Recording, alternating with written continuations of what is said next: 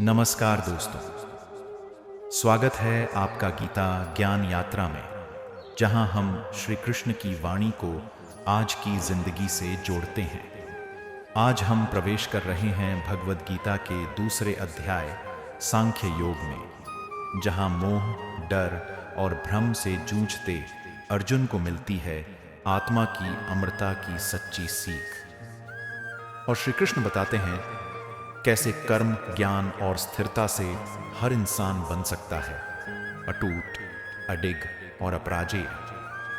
तो अगर आप भी जीवन की कुरुक्षेत्र में खड़े हैं तो ये अध्याय आपके लिए है। चलिए आरंभ करते हैं। कभी कभी हम खुद से ही हार जाते हैं। जब जिंदगी सवाल पूछती है, अब क्या करोगे, और हमारे पास कोई जवाब नहीं होता। ऐसे ही एक मोड़ पर खड़ा है अर्जुन। महाभारत की सबसे बड़ी जंग शुरू होने वाली है। रथ पर खड़े अर्जुन की आंखें भर आई हैं। वो देख रहा है अपने गुरु द्रोणाचार्य को, भीष्म पितामह को, अपने भाइयों को, अपने ही खून को। और फिर अर्जुन कहता है, हे माधव, मेरी गांडीव धनुष हाथ से गिर रही है, मैं लड़ नहीं सकता। यह सिर्फ अर्जुन की कहानी नहीं है, यह हम सबकी कहानी है। जब जिंदगी हमें उस जगह खड़ा कर देती है जहां दो विकल्प होते हैं, कर्तव्य और भावना, हम भी अर्जुन की तरह सोचते हैं, अगर ये लोग नाराज हो गए तो, अगर मैं फेल हो गया तो क्या होगा, अगर सब मुझसे दूर चले गए तो। हम मोह, डर और भ्रम के पिंजरे में कैद हो जाते हैं। अर्जुन को युद्ध से डर नहीं लग रहा था, उसे अपनों को खोने का डर था। वो सोच रहा था, क्या इस जीत का कोई मतलब होगा जब अपनों की लाशों पर पांव रखकर जाना होगा। और तब श्री कृष्ण बोलते हैं। वो अर्जुन से नाराज नहीं होते और ना ही ताना मारते, बस मुस्कुराते हुए कहते हैं, हे पार्थ, तू क्यों शोक कर रहा है उन पर जिन्हें मारा ही नहीं जा सकता। श्री कृष्ण समझाते हैं कि ये शरीर नश्वर है, आत्मा न जन्म लेती है न मरती है। आत्मा को न अग्नि जला सकती है, न जल भिगो सकता है, न वायु सुखा सकती है। तमावन्ना अजर, अमर, अविनाशी है। यह बात सिर्फ युद्ध के लिए नहीं कही गई थी, यह बात जिंदगी में हार मान चुके हर इंसान के लिए है। अगर आप अब सोचते हैं कि सब खत्म हो गया, तो समझ लो कि कुछ भी खत्म नहीं होता। मृत्यु का डर आज की सबसे बड़ी कमजोरी है। हम सभी अर्जुन की तरह किसी न किसी चीज से डरते हैं। जॉब छूटने का डर, रिश्ते टूटने का डर, सपना अधूरा रह जाने का डर, समाज क्या कहेगा, इन सभी के डर से फैसले न ले पाना। लेकिन जब श्री कृष्ण कहते हैं, न तू किसी को मार सकता है, न कोई तुझे मार सकता, तो वो हमें ये सिखा रहे हैं कि जो तेरा है ही नहीं, उसके खोने का डर कैसा। जब आत्मा अमर है तो रिश्तों, पद, सफलता या असफलता को इतना बड़ा क्यों बना रहे हो। श्री कृष्ण कहते हैं, कर्मण्येवाधिकारस्ते मा फलेषु कदाचन, यानी तेरा अधिकार सिर्फ कर्म पर है, फल पर नहीं। इसलिए तू फल की चिंता किए बिना कर्म कर। अब सोचिए, अगर आप हर दिन बिना फल की चिंता के सिर्फ अपने कर्म पर ध्यान दो तो क्या होगा। टेंशन खत्म, कंपैरिजन खत्म, डर खत्म और शांति की शुरुआत। आज हम हर चीज का रिजल्ट पहले सोचते हैं। मैं सफल हो पाऊंगा या नहीं, मुझे प्रमोशन मिलेगा या नहीं, लोग मुझे पसंद करेंगे या नहीं। और इसी सोच में हम कभी अपना बेस्ट दे ही नहीं पाते। लेकिन श्री कृष्ण कहते हैं, जस्ट डू योर बेस्ट, बाकी मुझ पर छोड़ दो। जिस व्यक्ति को संतुलन का ज्ञान है, वही स्थिर बुद्धि वाला इंसान है। कृष्ण आगे कहते हैं, जो व्यक्ति सुख दुख लाभ हानि, जय पराजय में समान रहता है, वही सच्चा योगी है। अब सोचिए हम कैसे हैं। एग्जाम में नंबर कम आए दुख, कोई तारीफ करे खुशी, कोई क्रिटिसाइज कर दे बेचैनी, कोई इग्नोर कर दे बेचैनी। हम अपनी खुशी दूसरों के व्यवहार पर टिका देते हैं। श्री कृष्ण हमें सिखाते हैं सच्चा संतुलन भीतर से आता है, बाहर से नहीं। जो अपनी भावनाओं पर विजय पा गया वही सच्चा ज्ञानी है। श्री कृष्ण अर्जुन को चेतावनी देते हुए कहते हैं कि मोह से इच्छा उत्पन्न होती है, इच्छा से क्रोध, क्रोध से भ्रम, भ्रम से स्मृति नष्ट, और स्मृति नष्ट होते ही बुद्धि का नाश हो जाता है। यही आज हमारे साथ भी होता है। जब हमें कुछ चाहिए होता है और नहीं मिलता, हम चिढ़ते हैं, फिर क्रोध आता है, फिर सब गड़बड़ हो जाता है। हम डिसीजन लेने में गलती कर बैठते हैं और जीवन बिखर जाता है। श्री कृष्ण कहते हैं इच्छाएं बुरी नहीं हैं, लेकिन उन पर नियंत्रण न होना विनाश है। अब तक श्री कृष्ण ने अर्जुन को समझाया कि तू आत्मा है, शरीर नहीं, इसीलिए डरना छोड़।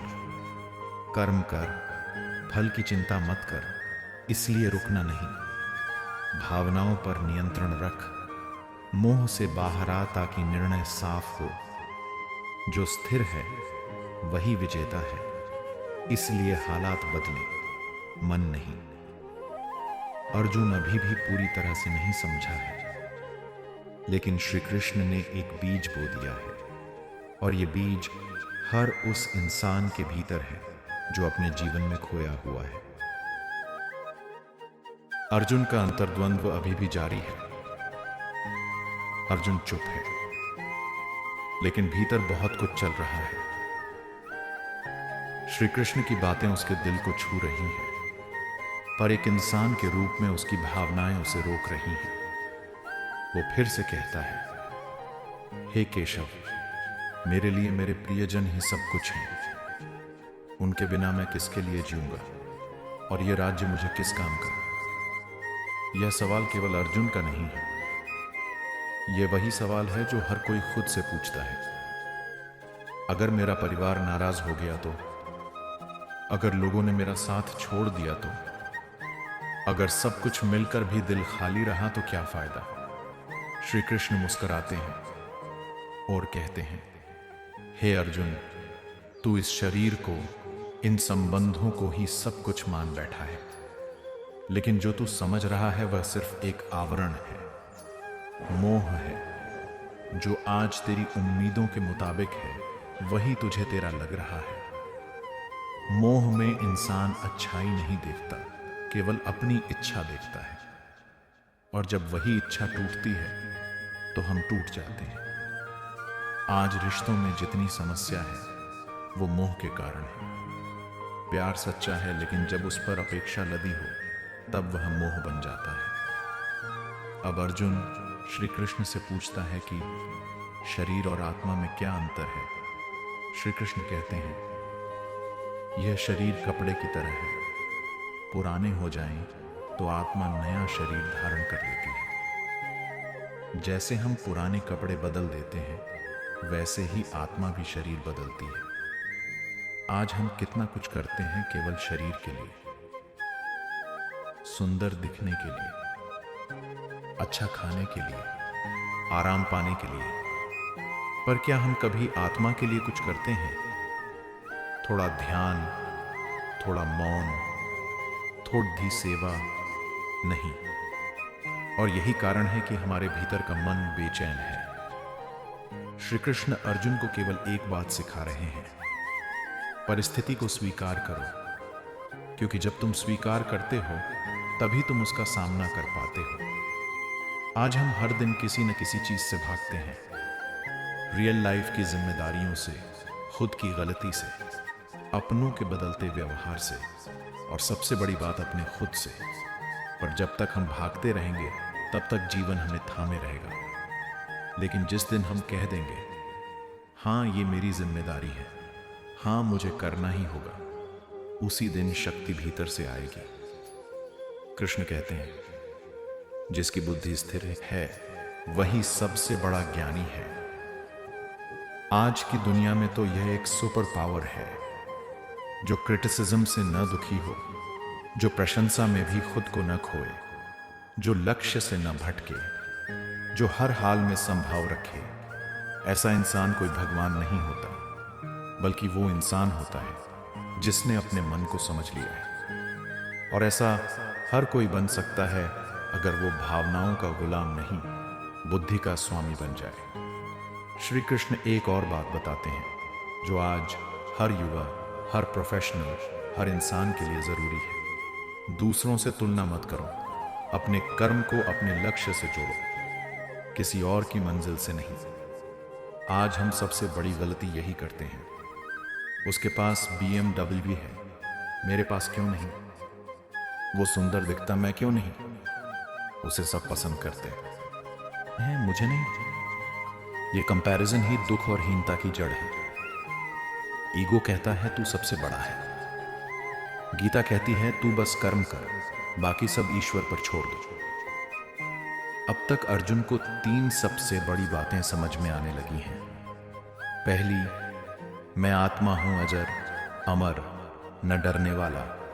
दूसरी, मुझे कर्म करना है फल की चिंता छोड़कर। और तीसरी, जो भी है उसे स्वीकार कर शांत और स्थिर मन से। ये केवल युद्ध में काम आने वाली बातें नहीं थी, ये तो जिंदगी की जंग में हर दिन काम आने वाली सीखें हैं। जब आप अकेले हों, जब लोग आपकी कद्र न करें, जब आपकी मेहनत का फल न मिले, तब श्री कृष्ण की यही आवाज भीतर से गूंजेगी, कर्म कर, डर मत, मैं तेरे साथ हूं। श्री कृष्ण की निष्कलंक सलाह। अर्जुन अभी भी थोड़े शंकित हैं, लेकिन अब उसकी आंखों में संकोच नहीं, सवाल है। और श्री कृष्ण एकदम शांत भाव से कहते हैं, हे अर्जुन, तू अपने धर्म का पालन कर। तू क्षत्रिय है, तेरा धर्म है युद्ध करना, अधर्म के विरुद्ध खड़ा होना। यहां धर्म का मतलब सिर्फ जाति या कर्म से नहीं है। यहां धर्म का अर्थ है अपना कर्तव्य निभाना बिना डरे, बिना भागे, बिना मोह के। अगर तू लेखक है तो लिख, अगर तू शिक्षक है तो सिखा, अगर तू बेटा है तो सेवा कर, अगर तू सैनिक है तो युद्ध कर। बस कर्तव्य को पूजा बना दे। यही है गीता का सबसे सच्चा सार। अब अर्जुन के भीतर बदलाव शुरू हो चुका है। वो अभी भी युद्ध को लेकर पूरी तरह राजी नहीं है, लेकिन अब उसकी आत्मा कांप नहीं रही। अब उसे याद है कि वो कौन है। अब उसे दिखने लगा है कि करने से ही होने की शुरुआत होती है। और यही बात आपको और मुझे भी याद रखनी है। तू खुद को पहचान, कर्म को पहचान, डर को त्याग, क्योंकि तू अर्जुन है और तेरे साथ श्री कृष्ण है। अब आपने जाना कि मोह से मुक्ति क्यों जरूरी है, आत्मा और शरीर का क्या संबंध है, स्थिति को स्वीकार करने से शक्ति कैसे आती है, और सबसे बड़ा धर्म होता है कर्तव्य का पालन। अर्जुन अभी तैयार नहीं हुआ है, लेकिन श्री कृष्ण की बातें उसके अंदर एक शांति जगा चुकी हैं। अब अर्जुन शांत है और श्री कृष्ण उसके मन की गहराई में उतरते हैं। अर्जुन पूछता है, हे केशव, स्थित प्रज्ञ पुरुष कौन होता है? वो कैसे बोलता है, कैसे चलता है, कैसे रहता है? यानी जो हर परिस्थिति में स्थिर रहे, जो भावनाओं में बहता न हो, जो दुख में डरे नहीं, सुख में डोले नहीं, वो स्थित प्रज्ञ है। श्री कृष्ण मुस्कुराते हुए जवाब देते हैं, जो इंद्रियों को अपने वश में रखता है, जो न तो कामनाओं के पीछे भागता है, न दुख से टूटता है, वही स्थित प्रज्ञ है। आज हम सब हर छोटी चीज से डगमगा जाते हैं, किसी का एक हार्श कमेंट, कोई हमारा मैसेज इग्नोर कर दे, कोई आगे निकल जाए। हमारा मन कांच की तरह नाजुक हो गया है। लेकिन श्री कृष्ण कहते हैं, जिसका मन शांति में स्थित है, जो अपनी इंद्रियों का स्वामी बन गया है, उसी को सच्चा संतोष मिलता है।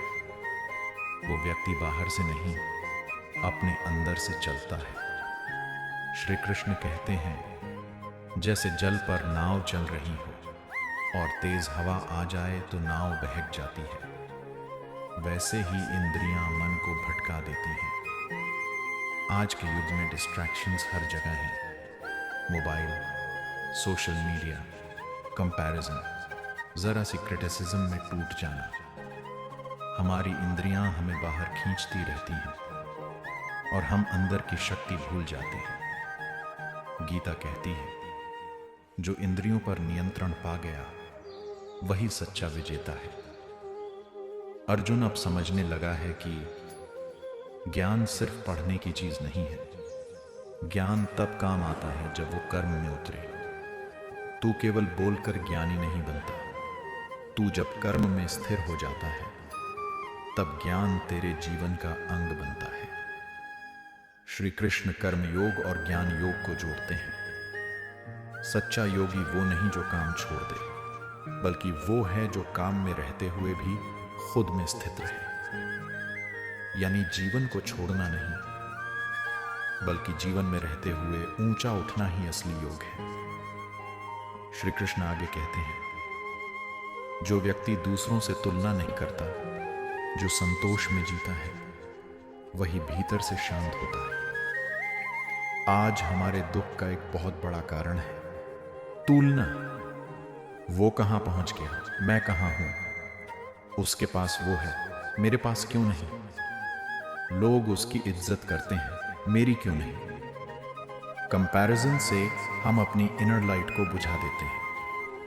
कंटेंटमेंट का मतलब है, मैं जहां हूं, जैसा हूं, उसी में मैं पूरी तरह उपस्थित हूं। श्री कृष्ण बताते हैं कि स्थित प्रज्ञ व्यक्ति शत्रु और मित्र में समान रहता है, अपमान और सम्मान में समान रहता है, सफलता और विफलता में भी संतुलन रखता है। वो न घमंड करता है, न छोटा महसूस करता है, वो होता है। स्थित प्रज्ञ व्यक्ति। आपने कभी किसी को देखा होगा जो हमेशा शांत रहता है, जिसकी आंखों में गहराई होती है, जो कम बोलता है लेकिन प्रभावशाली होता है। वो स्थित प्रज्ञ है। वो इंसान है जो भीतर से मजबूत है और बाहर से सहज। भगवान श्री कृष्ण कहते हैं, जब व्यक्ति सभी इच्छाओं को त्याग देता है और स्वयं में तृप्त हो जाता है, तभी उसे सच्ची शांति मिलती है। अब ये इच्छा छोड़ने का मतलब क्या है? क्या कुछ भी मत चाहो?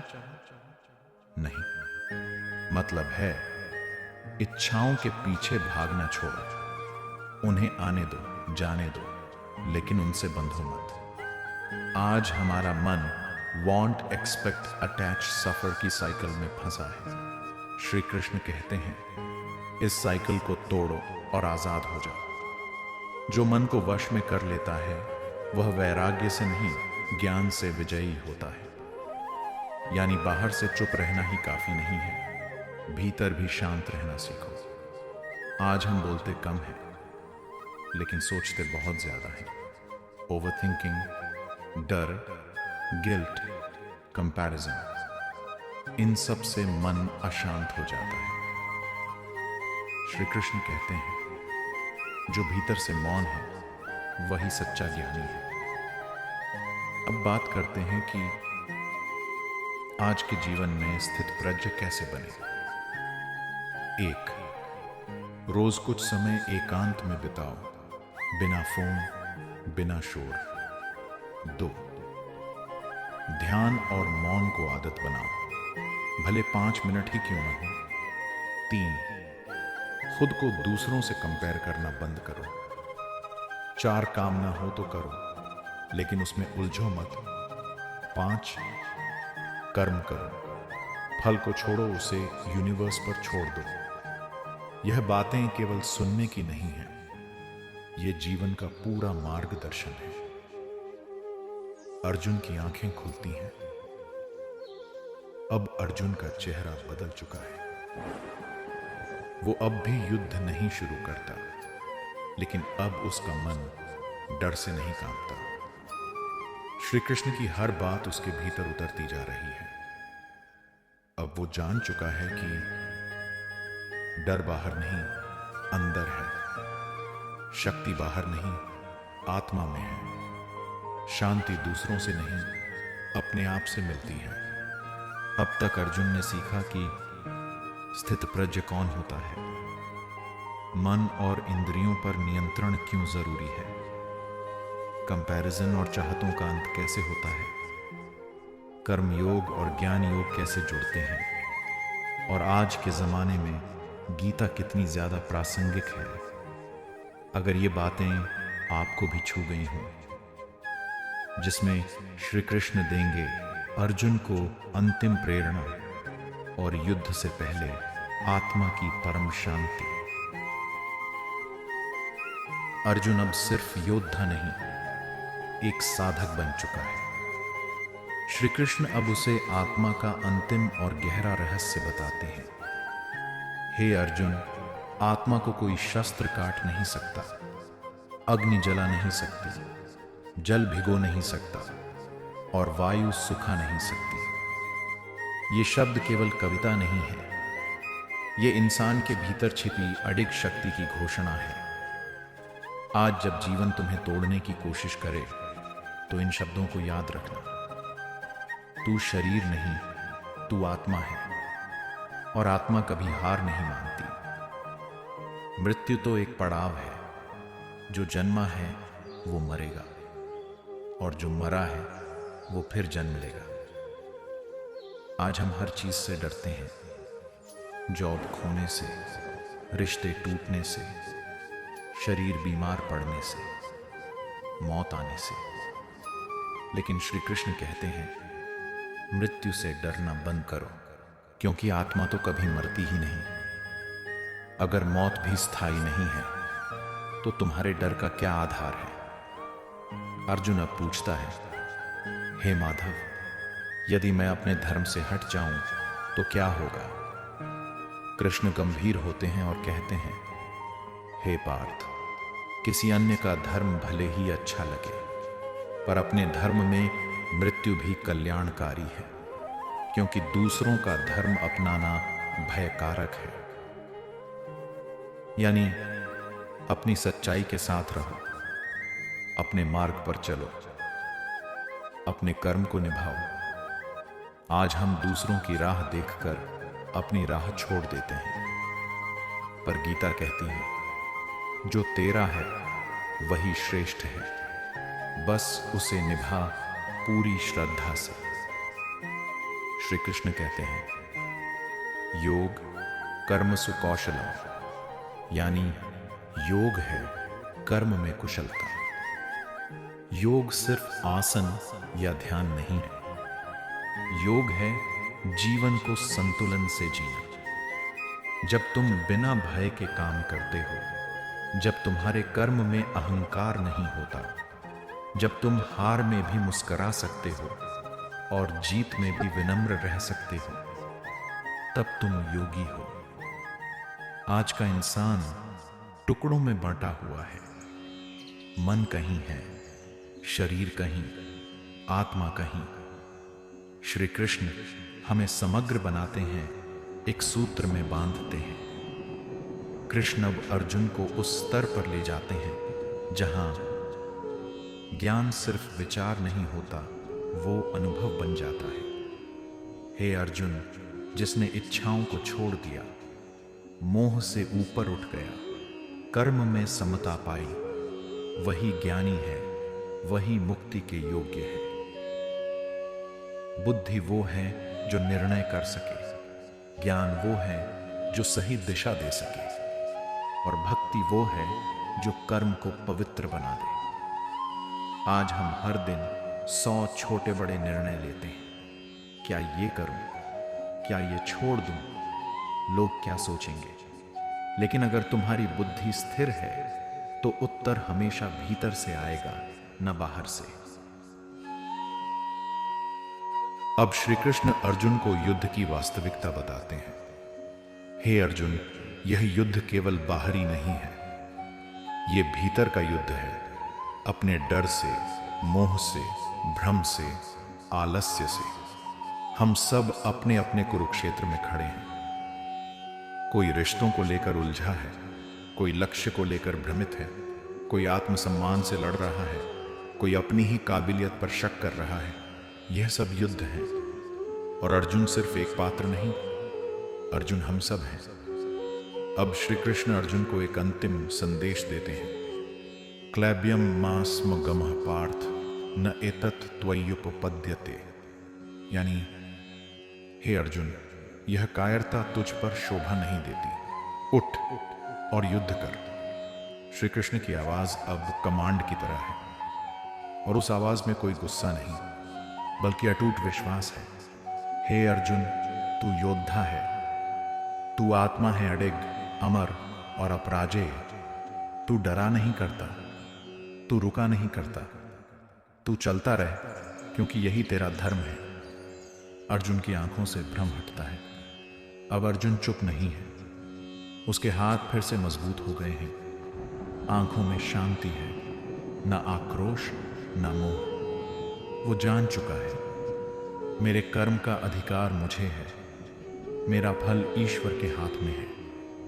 मैं आत्मा हूं जो डरती नहीं, जो रुकती नहीं।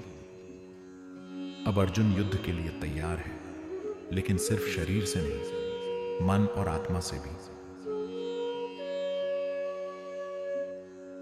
अब चलिए पूरे अध्याय का सार समझते हैं, जो हर इंसान के जीवन में रोशनी जला सकता है। अध्याय 2 की 10 सबसे बड़ी बातें। एक, तू शरीर नहीं, आत्मा है, और आत्मा अमर है। 2, कर्म कर, फल की चिंता ईश्वर पर छोड़। 3, मोह, इच्छाएं और लालच ही दुख की जड़ है। 4, जो सुख दुख, लाभ हानि में समान है, वही ज्ञानी है। 5, इंद्रियों को जीतना, खुद को जीतना। 6, धर्म का मतलब है अपने कर्तव्य को न छोड़ना। 7, योग है कर्म में कुशलता और समता। 8, मन को स्थिर करना, जीवन को शांत बनाना। 9, हर इंसान का युद्ध बाहर नहीं, अंदर होता है। 10, तू अर्जुन है और तेरे भीतर श्री कृष्ण भी हैं। अगर आज आप भी किसी मानसिक कुरुक्षेत्र में खड़े हैं, अगर आप भी अपने ही विचारों से हार चुके हैं, तो यह याद रखना, तुम केवल शरीर नहीं हो, तुम आत्मा हो, और आत्मा कभी डरती नहीं। आत्मा सिर्फ कर्म करती है, मोह, भ्रम और भय से मुक्त होकर। श्री कृष्ण की यह वाणी सिर्फ अर्जुन के लिए नहीं थी, यह तुम्हारे लिए है। अगर आपको यह वीडियो पसंद आई हो तो इस ज्ञान को अपने तक सीमित मत रखो।